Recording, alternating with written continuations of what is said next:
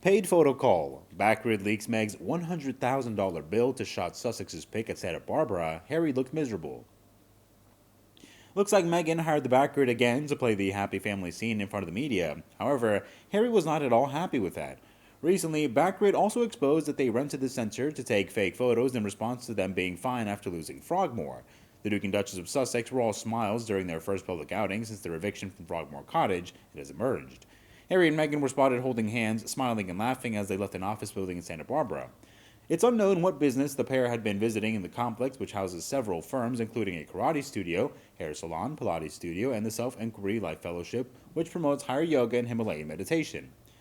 It's the first time the couple, who were accompanied by an unidentified man, presumed to be a member of their security detail, have been spotted since the pair officially vacated the cottage at the request of King Charles III.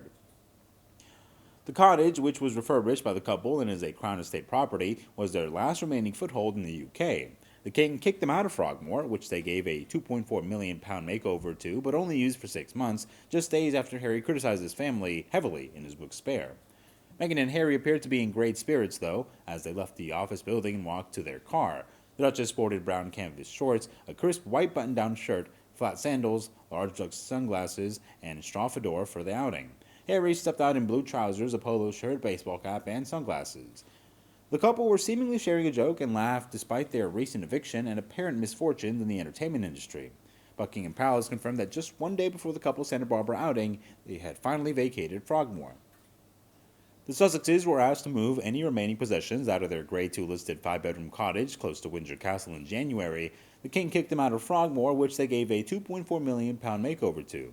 Their departure comes as some of Britain's top constitutional experts cast doubts on reports that Harry's eviction will also confirm his demotion as a Councillor of State.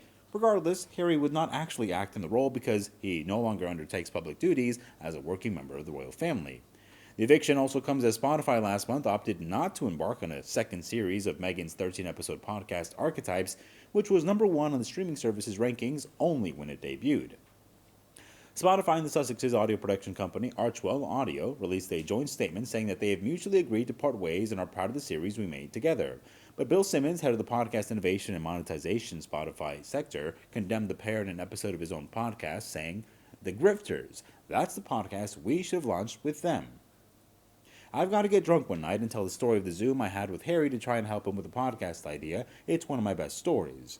Following Spotify's axing of Archetypes and its £1.8 million partnership with the couple, Netflix has also said it's unlikely to renew its deal with the Sussexes after it expires in 2025.